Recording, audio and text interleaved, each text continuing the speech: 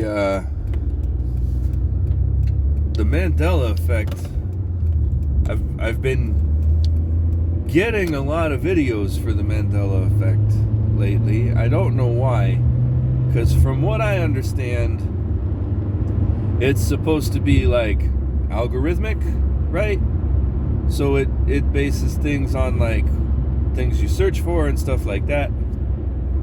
Facebook has got this Reels feature. I still don't fully understand it.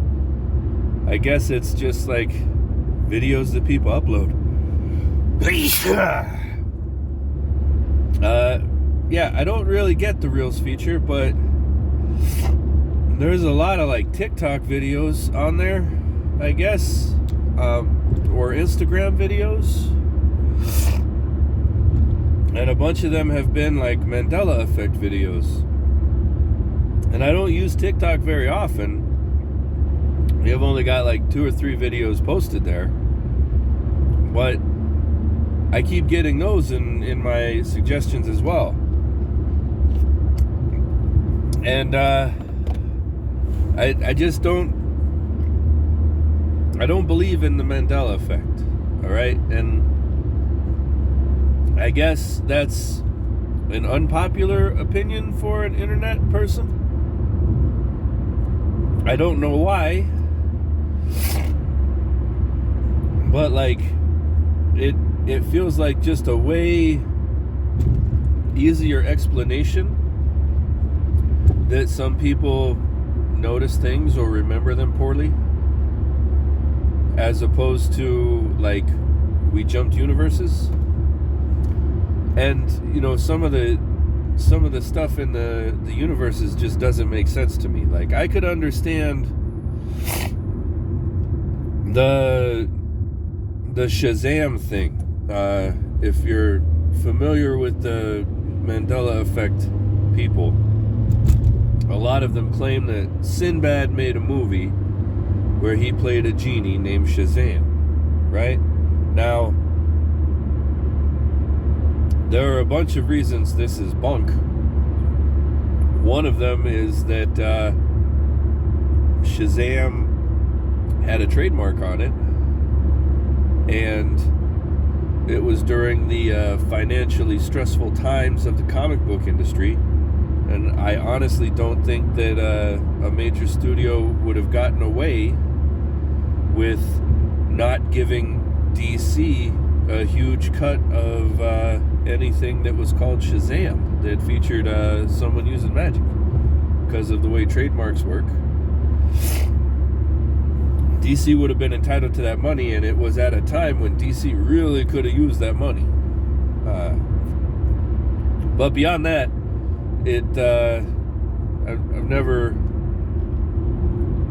I could understand, you know, a movie existing that didn't exist in our universe, but like some of them are just like somebody got a person's name wrong, and now they want validation that it's wrong. And like the Berenstain Bears is the most famous example. Now, when I was a kid, I know for a fact that all of the books were Berenstain, mainly because I was a smart alecky kid, and I used to refer to them as the Brownstein Bears books because of poop, because I was, you know, that's the kind of high intellectual jokes I was working with when I was in the 4th grade. But a lot of people are convinced it was, you know, Berenstein with an EIN at the end. It's okay to be wrong about stuff, and that's what a lot of this Mandela Effect stuff seems to be stemming from, is people just refusing to believe or acknowledge that they were wrong about something for a significant portion of their lives. But the something they were wrong about is never something that's like having a real impact on their lives. And that's the thing that's crazy to me about these universes, these alleged multiple universes, is like, it's a little convenient that the only things that have really changed are like maybe a few pop culture references or trivia. But like some of the stuff, it would be impossible for that to be a minor change. Like Nelson Mandela dying in prison, that's where the name of the thing comes from. Is some people were convinced that Nelson Mandela died in prison in the 80s. Except that like the whole history of South Africa since his release likely would have been very different.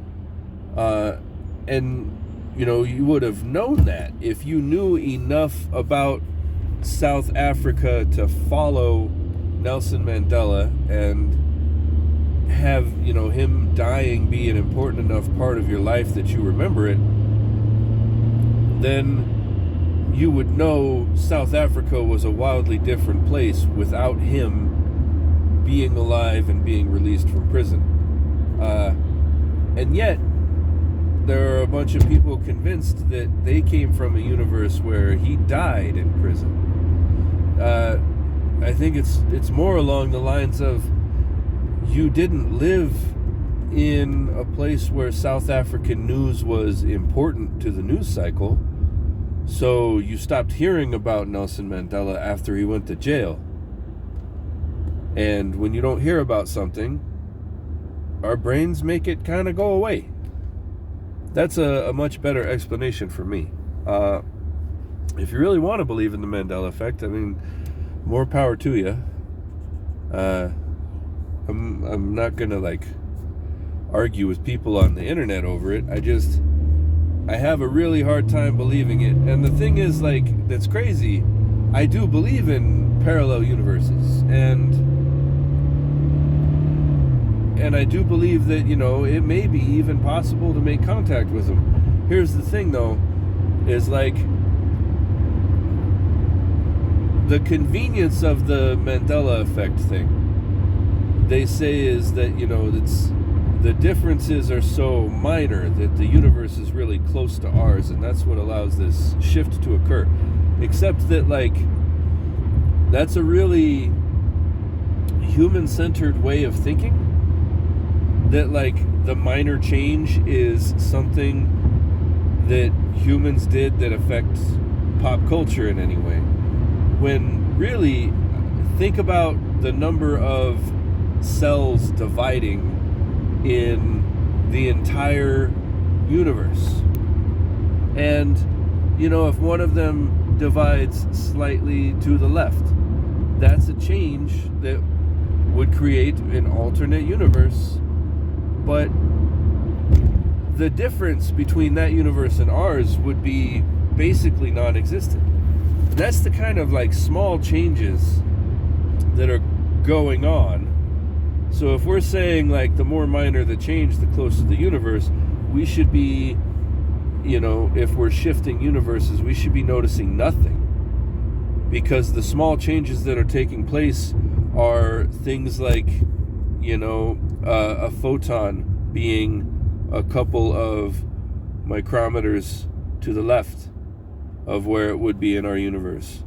It doesn't do anything that has an observable effect, but that's still a difference, a minor difference that would make a change according to the theory of these specific people and what they believe. So yeah, that's the Mandela Effect. If you want something related that's actually fun, you can find a website that talks about an alternate universe in which the Beatles never broke up. Now, this is from people who know about music and who follow the Beatles. This is something that is obviously a hoax. But it's very clever, fun, and interesting hoax. Basically, the guy who runs the website claims that he visited an alternate universe and came back. And in that alternate universe, the Beatles never broke up, and he returned with a tape of Beatles songs from the early 70s.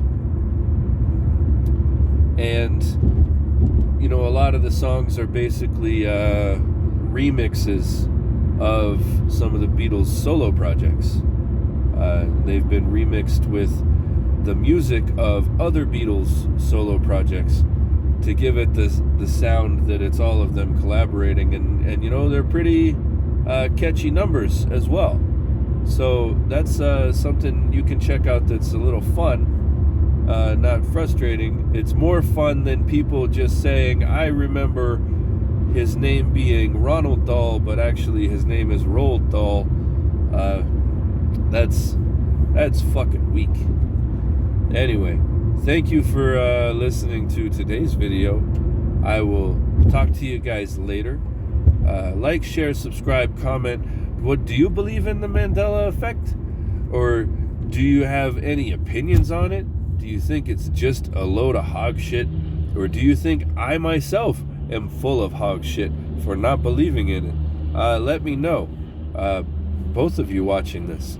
Anyway, like, share, subscribe, comment, tell people about the video, tell people about Touchbone. Touchbone is actually making a comeback. I've said that many times before in history, but I actually did a thing where I made sure I had a couple of months worth of content ahead of time so that if I ever had a mental breakdown, it wouldn't affect posts going out, because that's really been the big challenge the past couple of years. So I would love for you guys to spread the word, and I'll see you later. Probably do another video in a day or so. I'm not super tying myself to a schedule right now. I'm still getting back into everything, so I'm going more by like posting when I can and seeing what's going to work the best in the future, and then we'll make decisions based off of that. So right now I don't have a firm schedule, because this is the method by which I will be forming a schedule. So yeah, go ahead and do all of the YouTube things. I love you guys. Goodbye.